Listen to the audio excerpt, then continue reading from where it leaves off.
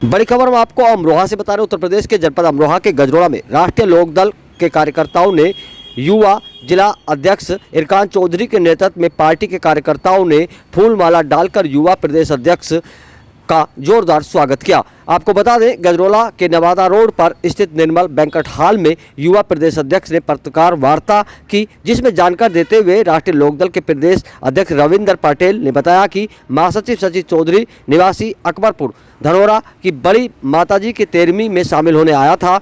Media के सवाल पर बोले, रुहेलखंड क्षेत्र के युवा क्षेत्रीय अध्यक्ष एडवोकेट अजीत सिंह ही हैं, इस पद पर कोई भी विवाद नहीं है। उन्होंने आगे बताया कि शीघ्र ही रुहेलखंड क्षेत्र की समीक्षा बैठक अगले सप्ताह मुरादाबाद में आहूत है, जिसमें रुहेलखंड क्षेत्र से संबंधित बरेली और मुरादाबाद मंडल के सभी जिलाध्यक्ष, नगर अध्यक्ष व क्षेत्रीय पदाधिकारी तथा रुहेलखंड क्षेत्र के प्रदेश के पदाधिकारी हिस्सा लेंगे। वहीं उन्होंने वक्फ बोर्ड बिल के विषय में पूछे जाने पर उन्होंने अवगत कराया कि रालोद सदैव से मुसलमान वर्ग के जीवन में बहुमुखी विकास के लिए प्रयासरत है। रालोद किसान मसीहा श्रद्धेय चौधरी चरण सिंह जी के आदर्श और नीतियों पर अपने विचारधारा के सहारे आगे बढ़ रही है। रालोद का मानना है कि किसान और मुसलमान उसके आधार हैं, उनसे अलग होने का सवाल ही नहीं उठता।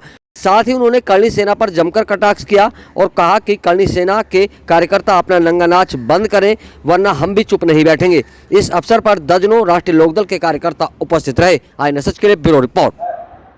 आपके यहाँ प्रदेश अध्यक्ष युवा के आए थे, आज उनका क्या प्रोग्राम था, कुछ बताइए। हमारे यहाँ युवा के प्रदेश अध्यक्ष आदरणीय रविंद्र सिंह पटेल जी आए थे। वो दिल्ली से आए थे और यहाँ एक निजी कार्यक्रम में आए थे। तो दिल्ली से जाते समय यहाँ गजरोला में हमने उनका रोक करके स्वागत किया अपने साथियों के साथ और प्रेस वार्ता कराई। उनके साथ में क्षेत्रीय अध्यक्ष अजीत सिंह जी मौजूद थे और जयवीर सिंह जी युवा जिला अध्यक्ष गाजियाबाद, और हमारे साथ में जिला अध्यक्ष मुरादाबाद भी साथ थे और अन्य साथी हमारे साथ थे। आप लिखते रहिए, सबके नाम लिख लेना, बाद में स्टार्टिंग करती है, ठीक है। आप युवा के जिला अध्यक्ष राष्ट्रीय लोकदल, ऐसे में युवाओं को राष्ट्रीय लोकदल में कैसे शामिल करें और युवाओं को कैसे जोड़ें, इसके लिए क्या करें? देखिए, मैं पूरे अमरोहा जिले में पूरी कमेटी गठित है हमारी, और पूरी कमेटी गठित करने के बाद चारों विधानसभाओं के हमारे विधानसभा अध्यक्ष हैं, और आने वाले समय में हम लोग बूथ तक जाने का प्रयास कर रहे हैं। बूथ तक जाएंगे और बूथ तक जाने के बाद हम पूरे जिले में सदस्यता अभियान चलाने वाले हैं, और पूरे जिले में और पूरे जिले से हमारे जो सीनियर पदाधिकारी है पूरे प्रदेश में और प्रदेश से पूरे देश में हम लोग राष्ट्रीय लोकदल का सदस्यता अभियान चलाने जा रहे हैं। देखिए, सबसे पहले मैं बताना चाहूँगा कि राष्ट्रीय लोकदल के राष्ट्रीय अध्यक्ष परम सम्मानित चौधरी जयंत सिंह जी ने इस पे NDA का साथ दिया है, जबकि हम ये जानते हैं कि हमारी पार्टी की पहचान किसान और मुसलमान है। फिर भी चौधरी साहब ने मुसलमानों की तरक्की के लिए, उनकी खुशहाली के लिए जो एक वर्ग विशेष का कब्जा था उसको दूर करके इसमें गरीब और मध्यम वर्गीय मुसलमानों को भी शामिल करने का, पसमानदा वर्ग के लोगों को शामिल करने का जो प्रयास किया है, इससे मुसलमान वर्ग के विकास में गुणात्मक प्रगति आएगी। इसलिए हमने NDA सरकार के पक्ष में वोटिंग की है और हम मुसलमानों की तरक्की चाहते हैं। आपके पार्टी के एक नेता हैं मेरठ के, उन्होंने भी इस पर इस्तीफा दे दिया, उस पर क्या कहें? देखिए, मेरे भी संज्ञान में आया कि कोई मेरठ के साहजेब रिजवी साहब थे, उन्होंने इस्तीफा की बात की है, जबकि मैं आप लोगों के माध्यम से जनता और देश को अवगत करना चाहता हूं कि साहजेब रिजवी जी हमारी पार्टी को पहले ही छोड़ गए थे और उनके पास कोई पद नहीं था, लेकिन उन्होंने भ्रामक प्रचार करते हुए मीडिया में वो गए, इसलिए हमारी तरफ से खंडन भी इस बात का गया है। चूंकि मैं युवा लोकदल का उत्तर प्रदेश का अध्यक्ष हूँ और लगभग कुछ वर्षों को छोड़ दिया जाए, पिछले 10 वर्षों से मैं ही प्रदेश अध्यक्ष हूँ। सपा के सांसद हैं आगरा के, उन्होंने जो बयान दिया है महाराणा सांगा को लेकर, उस पर विवाद खड़ा हो गया है।